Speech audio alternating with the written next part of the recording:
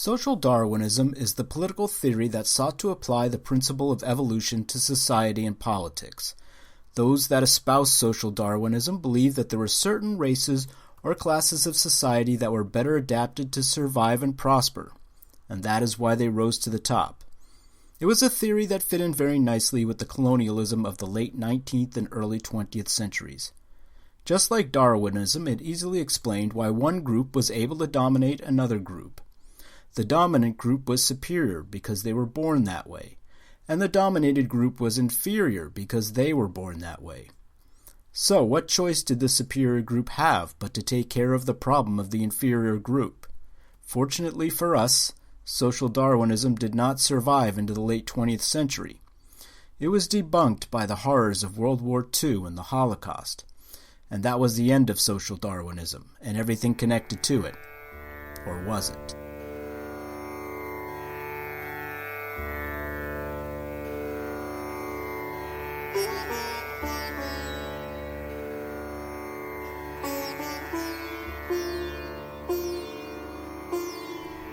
Greetings, kittens. Welcome to the Podcast of Doom, the podcast devoted to epic failure analysis.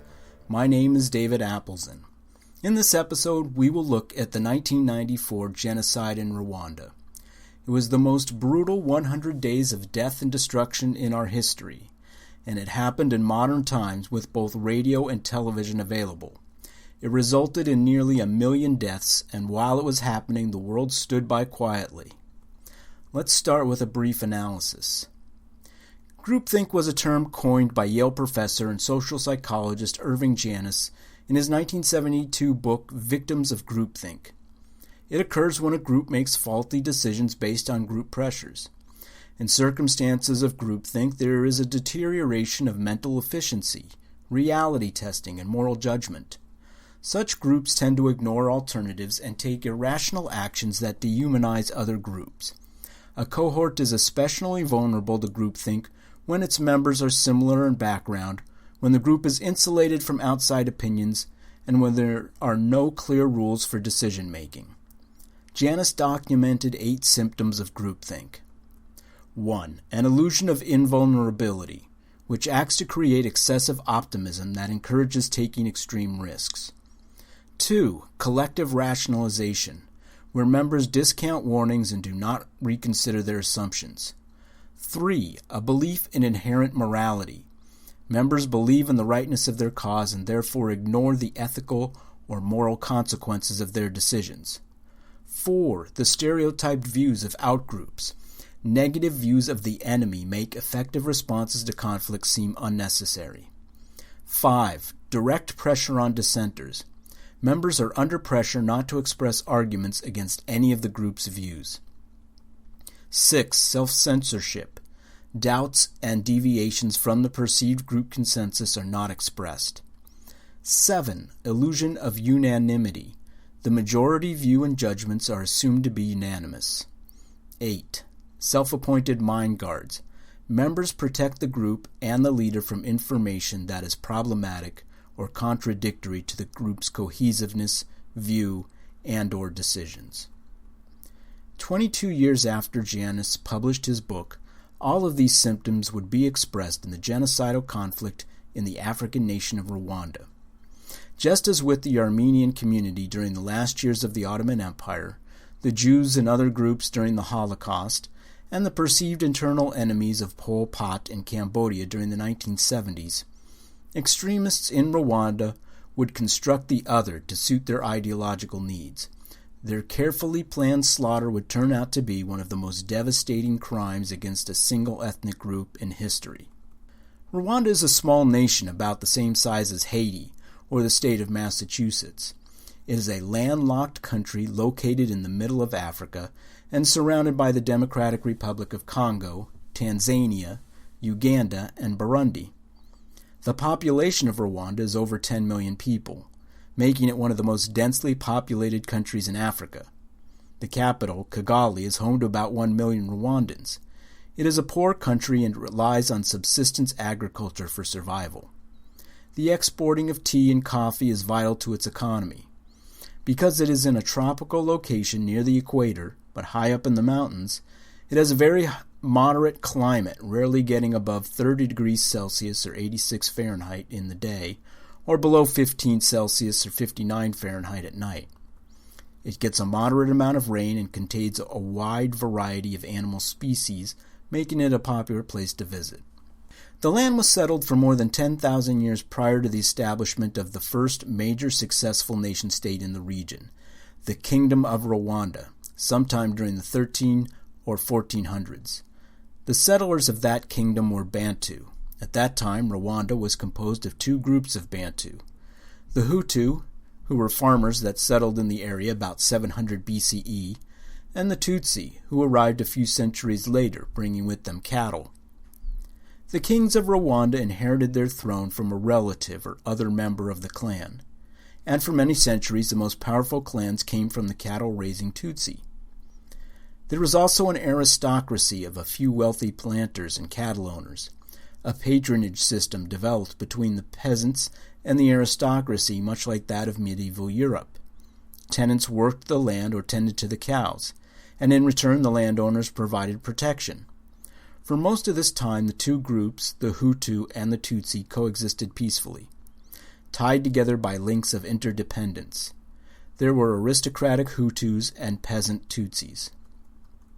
Things began to change for the people of Rwanda in the late 19th century. European enterprises began to move in from the coastal regions to exploit the continent's interior. The competing European powers came into conflict with each other. In 1884, representatives of those powers met at a conference in Berlin, where they came to an agreement to partition the entire continent of Africa, doling out peoples and cultures to the primary powers of Europe like pieces of pie. No Africans were invited to attend. As a result of the conference, Rwanda came under German control. The Germans left the country's existing social structures and divisions in place. Their intent was to maintain the allegiance of the ruling class. Because most of the ruling class at the time was Tutsi, the Germans assumed the Tutsis were the superior group. The Germans maintained a low profile in Rwanda, as they were not committed to investing the money or the manpower to overhaul the country. In 1916, during World War I, Belgium managed to wrestle control of Rwanda away from the Germans. The Belgians made numerous changes to local institutions and customs. They built European-style schools, universities, and hospitals. They undertook public work projects and introduced modern farming methods. They also pushed the growing and harvesting of coffee beans as a major cash crop. They forced every farmer to set aside a portion of his land to grow coffee, and those who disobeyed were whipped or beaten harshly. Thousands of subsistence farmers fled to neighboring Uganda. The Belgians also played local groups against each other in an attempt to keep all Rwandans weak and unstable and dependent on the government. They divided the haves from the have-nots and rewarded the upper classes. By tradition, because of their history of raising cattle, the Tutsi were more numerous among the wealthy. The Belgian merchants and missionaries, perhaps influenced by theories of social Darwinism prevalent at the time, considered the Tutsis the more dominant race. In order to advance their plans, the Belgians needed a way to determine exactly who was a Hutu and who was a Tutsi. There were no clear boundaries or distinctions between the two groups. They had been living with and among each other for centuries. Marriage between the two groups made it nearly impossible to determine who belonged to which group. So starting in 1933, the Belgians issued ethnic identity cards that everyone was required to carry. Rwandans were classified into three groups: Tutsi, Hutu, or a third much smaller group, the Twa. The identity cards continued to be issued generation after generation based on paternal lineage. With the groups now clearly divided, the Belgians used the Tutsis to help them run the country. In return, the Tutsis received certain advantages: better educations, better jobs, better housing.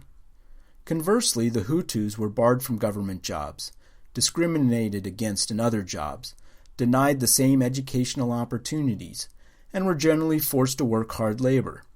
In fact, the work was so fatiguing that many of them, exhausted by a full day of labor, were too tired to tend their own crops. As a result, there were massive famines and many Rwandans fled to neighboring countries. Over time, many Hutus began to resent the special status afforded to the Tutsis and came to view them as oppressors, no better than their Belgian overlords. By the middle of the 20th century, Rwanda was caught up in a continent-wide movement for independence. The movement gained wide popularity among the Hutus. Following the beating of a Hutu chief by several Tutsis in 1959, Hutus mounted a counterattack against the Tutsis. Several hundred people died before Belgian authorities restored order, but the Hutu revolution had begun. In 1961, the Tutsi-dominated monarchy was abolished. In 1962, a Hutu-led government replaced it, and Rwanda became completely independent. Hutu officials took full advantage of their new political status. Hutu attacks on Tutsis continued, and Tutsi reprisals followed. During the next decade, the Hutus established a single-party government. Tutsi rebels mounted a full-scale attack on the capital, Kigali, in 1963. They were defeated, and the Hutus retaliated by killing thousands of Tutsis, men, women, children, anyone carrying the Tutsi identity card. After the attacks, more than 200,000 Tutsis fled the country. The Tutsi counterattacks continued from beyond the borders, and Hutu extremists used these attacks to turn public sentiment against the Tutsis. In July of 1973, General Juvenal Habyarimana, a high-ranking officer in the Rwandan army, seized control of the government. Habyarimana took full control of Rwandan society, establishing a hierarchy of leadership positions, and then making certain he was well acquainted with all of the local leaders. The hierarchy made it easier for Habyarimana to issue orders, and to have those orders disseminated to all of his operatives quickly. He clamped down on dissent and exerted influence over the local Catholic Church. Once Habyarimana became president, the organized attacks of Hutus against Tutsis effectively came to an end, but that did not mean that he would allow the refugees to return home. Nor were their relatives allowed to visit them. In Uganda, the Tutsis were recruited into the Ugandan army, where they received extensive training and eventually formed their own highly disciplined military organization called the Rwandan Patriotic Front, or RPF. In October of 1990, RPF forces invaded Rwanda. They came within 45 miles of the capital, at which point Habyarimana took to the government-controlled airwaves and announced that RPF soldiers were in the capital and were massacring civilians. It was a bald-faced lie, but most Rwandans believed it. It allowed Habyarimana to rally enough support to defeat the rebel forces. He followed up that lie with another. Tutsis within Rwanda were providing assistance to the RPF, and many moderate Hutus were accused of aiding and abetting the enemy. Even foreign governments believed this lie, with France and Belgium sending troops to aid the Habyarimana government. In the face of constantly mounting pressure from other countries, including France and the United States, Habyarimana agreed to sit down with his RPF counterparts and hash out their differences. The result was the Arusha Accords, signed on August 3, 1993, and named after the site where the talks and agreements took place, Arusha, Tanzania. The intent of the accords was to halt the violence and bring the RPF and other refugees back into the country. Terms of the accords included a power-sharing agreement, integration of the armed forces to include RPF members, and a right of return for exiles. While the Arusha Accords were a masterstroke of diplomacy, they did not satisfy everyone. Hutu hardliners within and outside of the Rwandan government were outraged by the president's concessions. Along with their intense hatred of the RPF and the Tutsis, many Hutus were concerned they would lose their jobs in the army and public sector due to the terms of the accords. They also felt betrayed by Habyarimana, and some claimed he was being manipulated by the Tutsis. Hardliner politicians held mass rallies. At these rallies, the attendant crowds would answer the pleas of the speaker with the roar of "Pawa, Pawa, Pawa," or "Power, Power, Power." From this came the name of the movement to expel all Tutsis, Hutu Power. The rallies were followed by the distribution of newspapers solely established for the cause. Radio and television broadcast the Hutu 10 Commandments, admonishing Hutus not to marry, befriend, or employ a Tutsi woman as a secretary or a concubine, not to lend or borrow money from Tutsis, to restrict Tutsis from work in the government, and to never show mercy to a Tutsi. The government had its own youth militia, called the Interahamwe, meaning those who stand or fight together. At the beginning of the genocide, they numbered roughly 30,000. New recruits were promised money, food, weapons, clothing, and even the homes and land of the Tutsis they killed. They wore uniforms of brightly colored red, green, and black shirts, the same colors as the Rwandan flag. One of their first tasks was to collect the names and addresses of Tutsis living in Rwanda. In late 1993, the United Nations sent a small peacekeeping force to Rwanda under the command of General Romeo Dallaire from Canada. The mission was entitled the United Nations Mission in Rwanda, or UNAMIR. They were tasked with overseeing the transition of the Rwandan government as laid out in the Arusha Accords. On January 10, 1994, Dallaire was approached in secret by a member of the Interahamwe. He was a trainer of new recruits, and he was disturbed by what was happening within the Hutu community.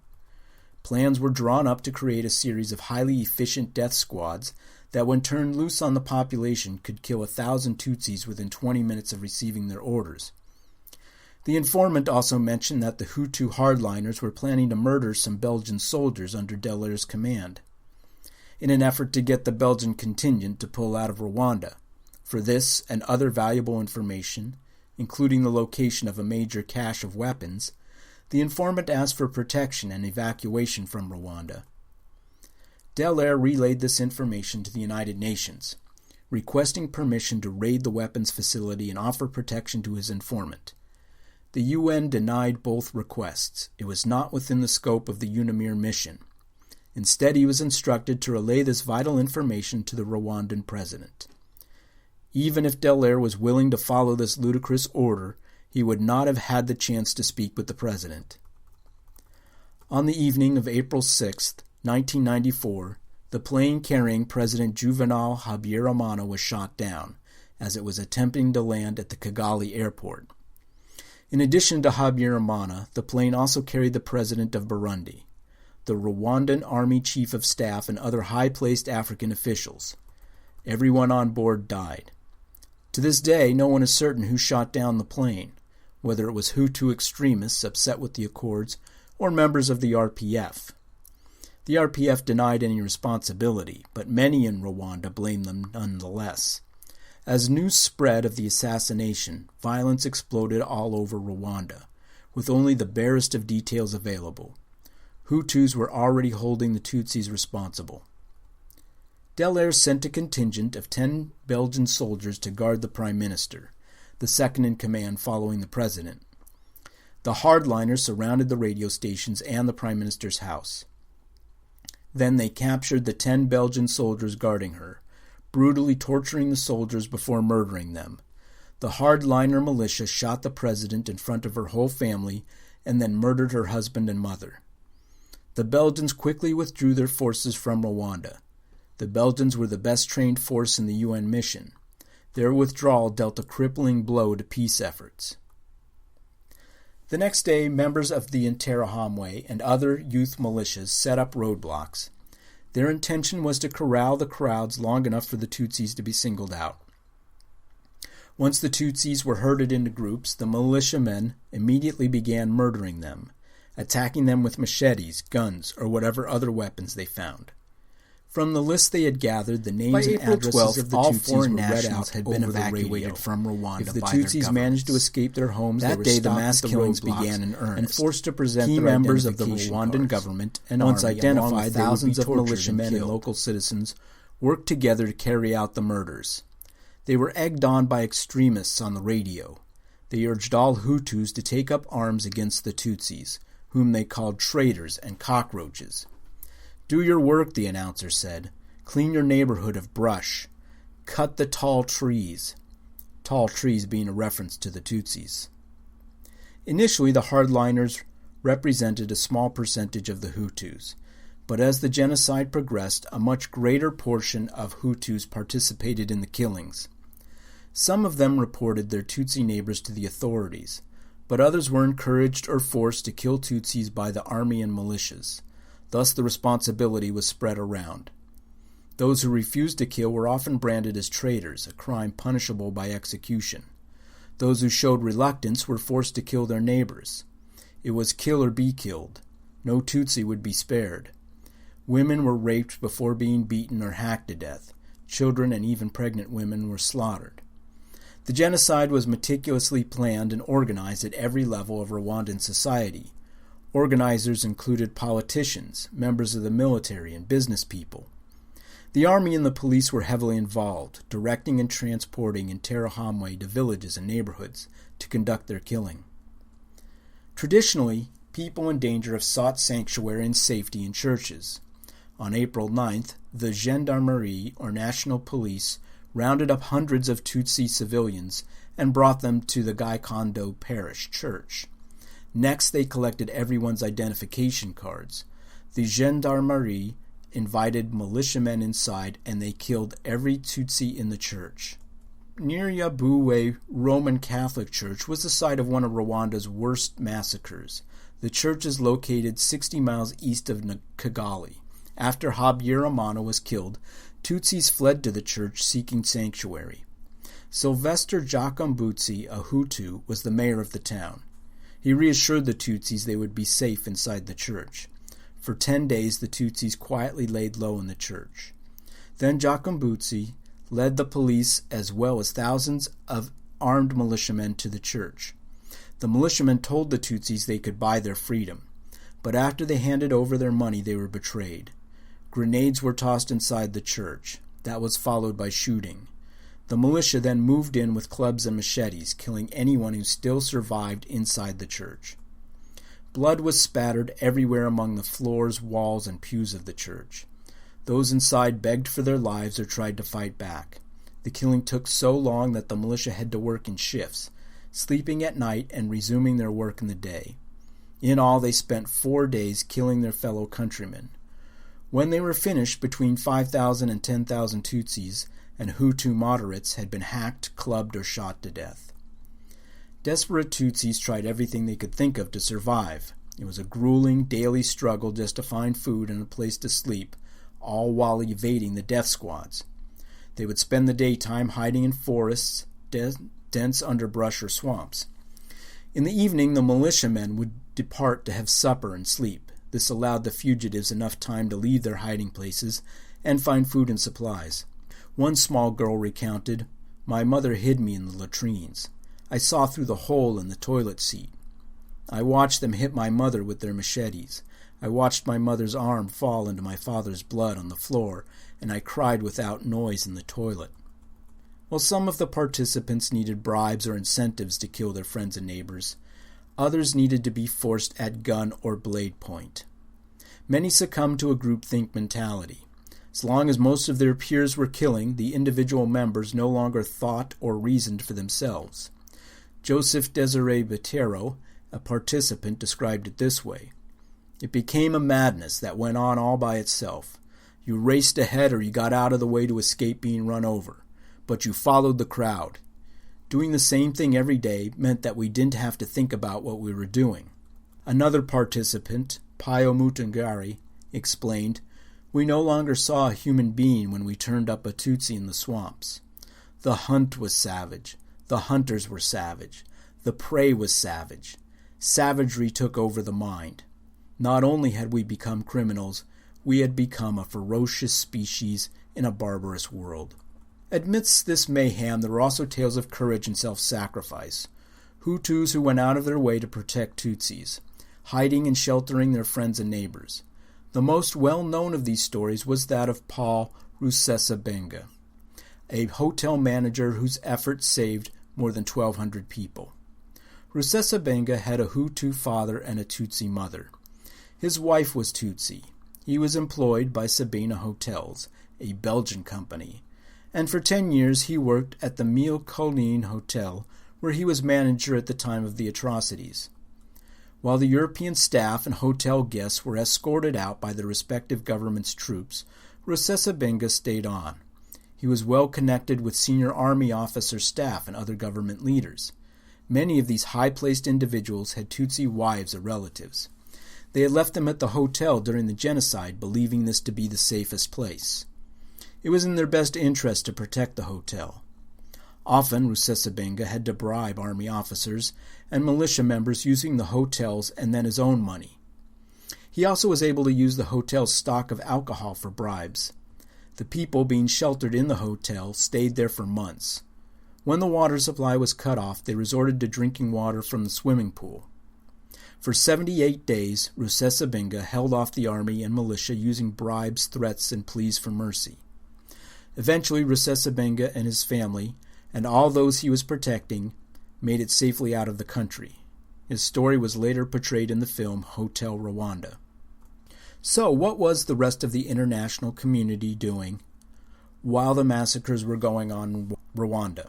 Mostly they were watching from the sidelines. The UN had its mandate, which was to assist with the implementation of the Arusha Accords. Other than that, their mandate did not spell out any use of force or intervention should hostilities break out.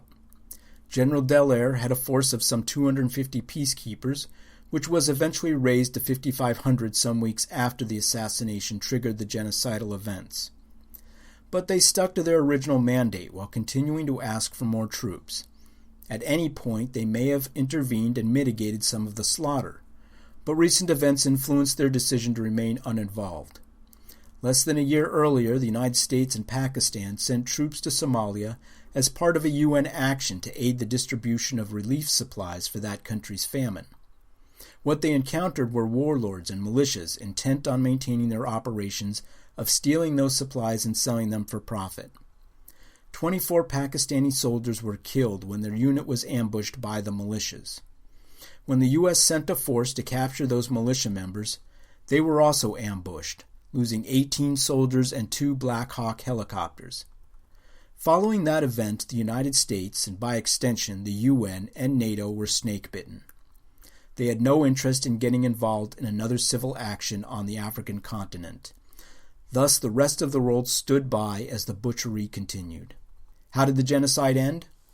Almost immediately following the assassination of Habyarimana and the mass killings that followed, the Rwandan People's Front decided to mount a large offensive from within their base in Uganda.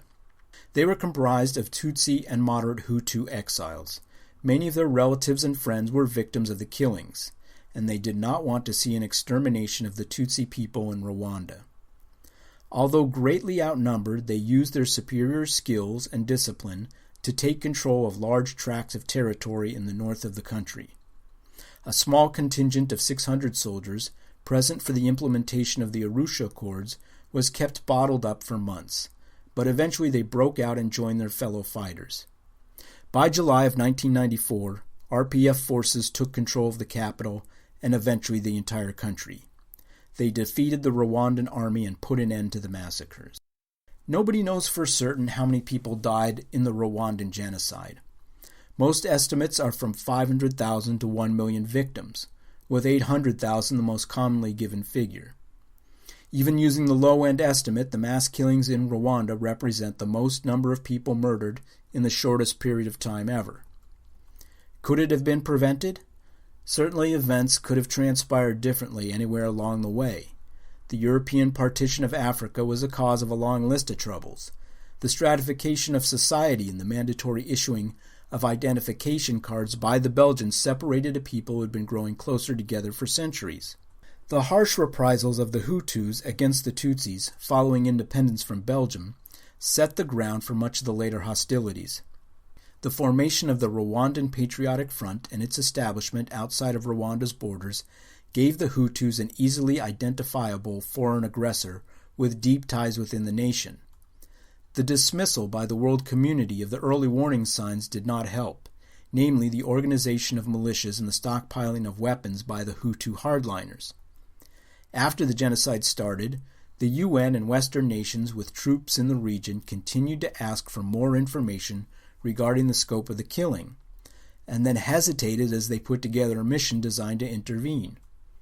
Certainly the fear of a repetition of the mistakes made in Somalia played heavily on the minds of world leaders.